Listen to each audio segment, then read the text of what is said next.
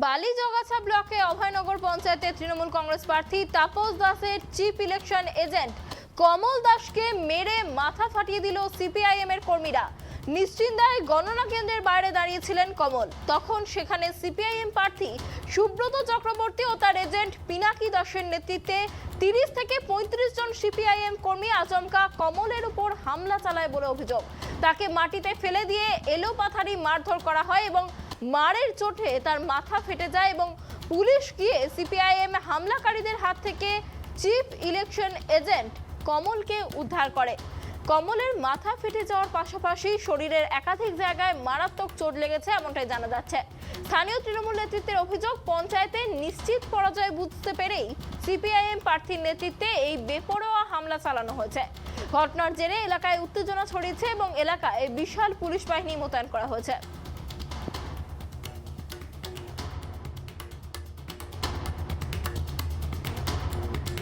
এই বিষয়ে আরো বিস্তারিত জানবো। আমাদের সঙ্গে সরাসরি রয়েছে আমাদের প্রতিনিধি প্রসেনজিৎ। যেমনটা জানা যাচ্ছে যে চিফ ইলেকশন এজেন্টের মাথা ফাটানো হয়েছে এবং তার অভিযোগে তীর উঠেছে সিপিআইএম এর দিকে। বিস্তারিত কি জানতে পারছো?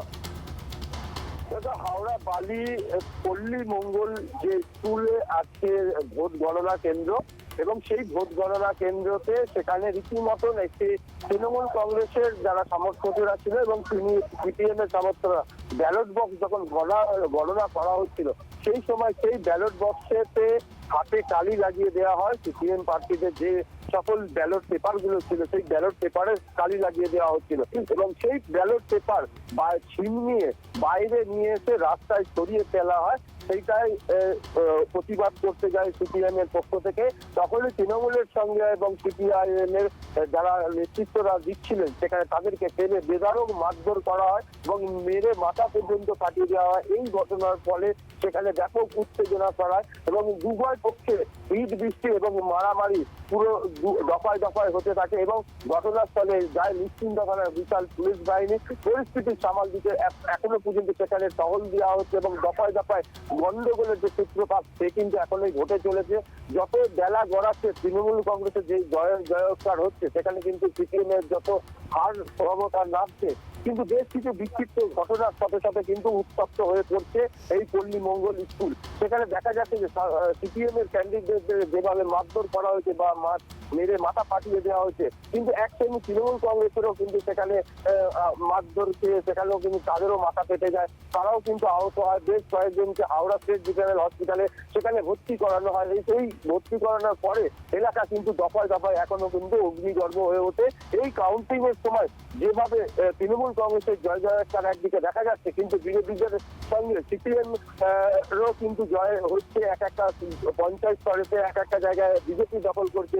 সেই ক্ষেত্রেটা কিন্তু একেবারে দেখা যাচ্ছে যে 14টি কাউন্টিং সেন্টার হাওড়া জেলাতে, সেই 14টি কাউন্টিং সেন্টারে দেখা যাচ্ছে যে তৃণমূল কংগ্রেসের যেভাবে জয়জয়কারের যে বাতা বইছে, যে সবুজ আবিরের যে ঝড় বইছে তাতে কিন্তু বিরোধীদের একটা কোনো অংশে কমতি পড়ে যাচ্ছে। এই কারণেই কিন্তু এলাকায় এলাকায় উত্তপ্ত এই মাথা ফাটানো বা এরকম ভাবে বিক্ষিপ্ত যে ঘটনাগুলো ঘটছে সেই ঘটনাগুলোতেও কিন্তু মোটের ওপর ঘটতেই থাকছে। এখনো পর্যন্ত যেটা জানা যাচ্ছে যে পঞ্চায়েত সমিতি গণনা হচ্ছে, পঞ্চায়েতের যে গণনা ছিল সেই গণনা কিন্তু একেবারে স্বাভাবিকভাবে সেই গণনা কিন্তু হয়ে গেছে। রীতিমতন কিন্তু পঞ্চায়েত স্তরেতে কিন্তু জয়জয়কারের সবুজ ঝড় উঠছে এবং এখনো পর্যন্ত যেটা জানা যাচ্ছে যে 42টি জেলা পরিষদের রয়েছে, সেই 42টি জেলা পরিষদও কিন্তু গণনা প্রক্রিয়া শুরু হয়েছে। অনন্যা, প্রসেনজিৎ, তোমার কাছে আরো যেটা জানতে চাইবো যে এলাকায় কি যথেষ্ট নিরাপত্তার ব্যবস্থা ছিল না? কারণ যেমনটা নির্দেশ আছে যে এক কোম্পানি করে কেন্দ্রীয় বাহিনী প্রত্যেকটি কেন্দ্রে থাকবে, তাহলে কেন্দ্রীয় বাহিনী কি মোতায়েন ছিল না? দেখো, এখনো পর্যন্ত কেন্দ্রীয় বাহিনী তো ভোটের দিনকে যেভাবে ভোট পরবর্তীর পরে যেভাবে কেন্দ্রীয় বাহিনীর যে বেলা গড়ার সাথে সাথে বেলা 12টার সময় কেন্দ্রীয় বাহিনী পায় হাওড়া জেলা এবং সেখানে কেন্দ্রীয় বাহিনীর পরিস্থিতির ওপর কিন্তু সেইভাবে মোতায়েন না থাকে। কেন্দ্রীয় বাহিনী যাদের এক কোম্পানি করে যাদের টিম দেওয়ার কথা ছিল সেই টিম কিন্তু এলাকায় ছিল না। সেইগুলো বিভিন্ন জায়গায় যেই জায়গাগুলো উত্তপ্ত ছিল সেই ভোট পরবর্তী সময় যে ভোটের সময় যে জায়গাগুলো গন্ডগোলের চিত্র ছিল সেই জায়গায় কিন্তু তারা মোতায়েন ছিল। যেখানে ভোট গণনা কেন্দ্র সেই গণনা কেন্দ্রের সামনে মূলত 25 থেকে 26টি পুলিশ ছিলেন এবং সেখানে কিন্তু সিআরপিএফ যে থাকার কথা সেটা কিন্তু মোটের ওপর ছিল না এবং সেই কারণে কিন্তু এই বিক্ষিপ্ত ঘটনাটা ঘটেছে।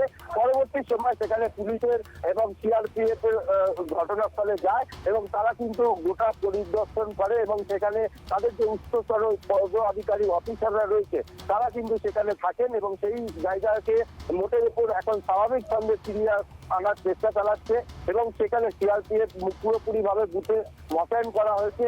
এই পরবর্তী সময় জানা যাচ্ছে যে পঞ্চায়েত সমিতির গণনা হবে, 8টি পঞ্চায়েত সেখানে গণনা হয় পঞ্চায়েত সমিতি এবং সেই জায়গাটা জানা যাচ্ছে যে এই পঞ্চায়েত সমিতি গণনার পরে আবারও কিন্তু স্বাভাবিক ছন্দে ফিরে আসতে পারে। হাওড়ার বেশ কিছু জায়গা যে 14টি জায়গায় পঞ্চায়েত সমিতিতে একেবারে সিআরপিএফ এই গন্ডগোলের পরে সিআরপিএফ এর মুড়ে ফেলা হয়েছে, তাতে করে সেখানে প্রত্যেকটা পঞ্চায়েতের যেখানে গণনা কেন্দ্রগুলি রয়েছে সেখানে কিন্তু মুখের ওপর স্বাভাবিক করার জন্য এত উত্তপ্ত হয়ে যাচ্ছে দফায় দফায়।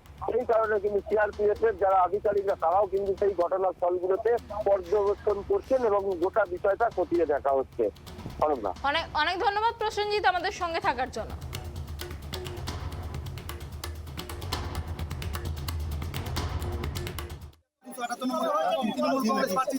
ইলেকশন এজেন্ট চিফ ইলেকশনে আমি এখানে দাঁড়িয়েছিলাম পরিস্থিতি কি হচ্ছে দেখার জন্য। তো সিপিএম এর প্রার্থী সুব্রত চক্রবর্তী আর সিপিএম এর মধ্যে এজেন্ট পিনাকি দাস তার নেতৃত্বে 20-25 জন সিপিএম এর হানমার আমাকে মেরে আমার অবস্থা কি হয়তো কোনো কারণ নেই। ওরা হয়তো সিপিএম যে 34 বছর ছিল রাজত্ব করেছে ওরা আবার সেই রাজত্ব ফিরিয়ে আনতে চাইছে। বাংলার মানুষের বিচার করবে। ওখান দিয়ে তুলে দেখাচ্ছিলাম আমাদের পার্টির লোককে, কিন্তু ও ফেলে দিয়েছে। কারা মারলো টিএমসি ছেলেরা। পুলিশ কিছু করছে না? না, পুলিশ কিছু করছে। আপনারা কোন পঞ্চায়েত? আমরা সাবিপাড়া পঞ্চায়েত। অভিযোগ যে আপনারা ওদেরকে মেরে মাথা পাতা আগে পাঠিয়েছেন তারপরে ওরা চড়াও করেছে। আমি ব্যালটটা কুড়াতে গেছিলাম, ও এসে ধাক্কা দিয়ে আমাকে ড্রেনের মধ্যে ফেলে দিয়েছে। আপনার নাম?